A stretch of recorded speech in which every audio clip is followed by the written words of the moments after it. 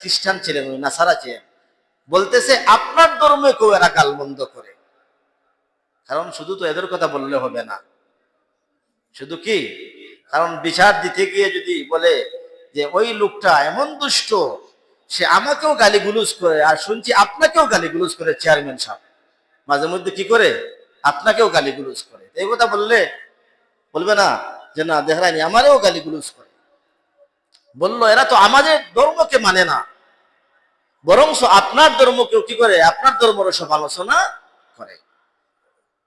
এই কথা বলে তৎকালীন আরবের মুশরিকরা বাদশাহ নাজ্জাশীর কাছে কি করলো, অভিযোগ করলো। বাদশাহ নাজ্জাশী উনি তলব করলেন এদেরকে, তার আইন শৃঙ্খলা বাহিনীকে বললেন যাও এরা কোথায় আছে এদেরকে নিয়ে আসো। উপস্থিত করা হলো।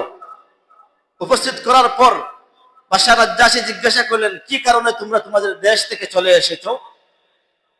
বললেন বাদশাহ জাহাপনা, আমাদের কাছে আল্লাহ পাক রব্বুল আলামিন একজন রাসূল প্রেরণ করেছেন, উনি আমাদেরকে সত্য কথা বলেছেন, আমরা ওনার কথা সত্য জেনে বুঝে আমরা এই জাহিলি গুর অন্ধকার থেকে আমরা আলোর দিকে এসেছি, আমরা মুসলমান হয়েছি, আমরা এক আল্লাহর উপরে ঈমান এনেছি, ওনাকে নবী হিসাবে আমরা মেনে নিয়েছি। যার কারণে ওই সমস্ত লোকেরা আমাদের উপরে কি করলো, নির্যাতন আরম্ভ করতে লাগলো। বাদশাহ জাহাপনা এমন নির্যাতন আরম্ভ করতে লাগলো, আমরা আর বাড়ি করে থাকতে পারি নাই। আমরা অতিষ্ঠ হয়ে নির্যাতন সহ্য না করতে পেরে আমরা আপনার দেশে হিজরত করেছি। তখন বাদশাহ বললেন আচ্ছা বলো তো তোমাদের নবী তোমাদেরকে কি বলেন, তোমাদের নবী কি বলেন? বলে আমাদের নবী আমাদেরকে এক আল্লাহর ইবাদত করতে বলেন এবং আমাদেরকে মূর্তি পূজা ছেড়ে দিতে বলেন।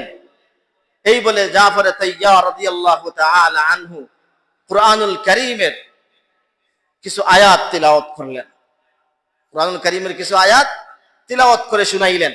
শোনানোর পর বাদশাহ নাজ্জাশী বলল যে এই যে তুমি যে কিছু পাঠ করলে, তোমাদের নবী মুহাম্মদ যে তোমাদেরকে যে বাণী শিক্ষা দিয়েছেন, এটা তো ওই বাণী, ওই কথা, ওই কালামের মতো দেখতেছি যা হযরতে মূসা এবং ঈসা আলাইহিস সালাতু ওয়াস সালাম তাওরাত এবং ইনজিলের মতো কিতাবকে নিয়ে এসেছিলেন। ওই সমস্ত কিতাবের বাণীর মতো এই সমস্ত বাণী, ওই সমস্ত কিতাবের কালামের মতো এই সমস্ত কালাম আমি দেখতেছি।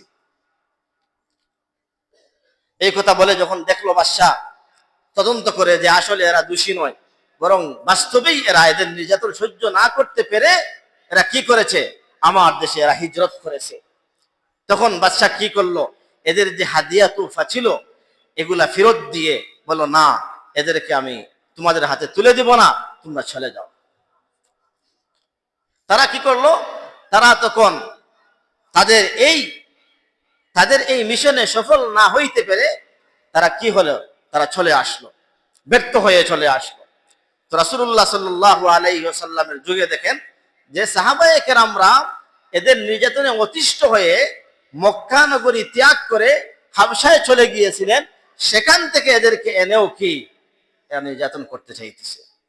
মুহতারাম হাজরিন, এটা তো রাসূলুল্লাহ সাল্লাল্লাহু আলাইহি ওয়াসাল্লামের যুগের ঘটনা বলতেছি। এরপর থেকে ইতিহাস ঘাটলে দেখা যায় যে সদা সর্বদা এরা কি করে, মুসলমানদের উপর সুযোগ পেলেই নির্যাতন চালায়। যেমন আমরা খুব নিকট অতীতে যদি আমরা আরকানের দিকে তাকাই, আরকানের দিকে তাকাই, যে আরকানের মধ্যে রোহিঙ্গা মুসলমানরা সংখ্যা গরিষ্ঠ না সংখ্যালঘু ছিল, এরা সংখ্যালঘু ছিল। সংখ্যালঘু থাকার কারণে এদের অপরাধেরা মুসলমান, এই জন্য তৎকালীন সময়ের মায়ানমারের প্রধানমন্ত্রী অংশ সূচি এদেরকে দেশ থেকে বিতাড়িত করে দিয়েছিল, আমাদের মুসলমান ভাইদেরকে। তাহলে দেখা যায় এভাবেই এরা সুযোগ পাইলে কি করে, মুসলমানদের উপর নির্যাতন চালায়, এদেরকে এদের বসত বাড়ি থেকে উচ্ছেদ করে দেয়। আরো কিছু যদি আমি বলি, যে বাংলাদেশের একজন ব্যক্তি আছে, এর নাম হলো প্রিয়া সাহা। কি নাম? তার নাম হলো প্রিয়া সাহা। সে বাংলাদেশ হিন্দু বৌদ্ধ খ্রিস্টান ঐক্য পরিষদের একজন সাংগঠনিক সম্পাদক, একজন মহিলা, প্রিয়া সাহা। বাংলাদেশ হিন্দু বৌদ্ধ খ্রিস্টান পরিষদের কি সাংগঠনিক সম্পাদক। সে গত 16 জুলাই 2019 ইং তারিখে কিছু তথ্য আপনাদেরকে জানা থাকা অবশ্যই দরকার, যে এরা কি করতেছে।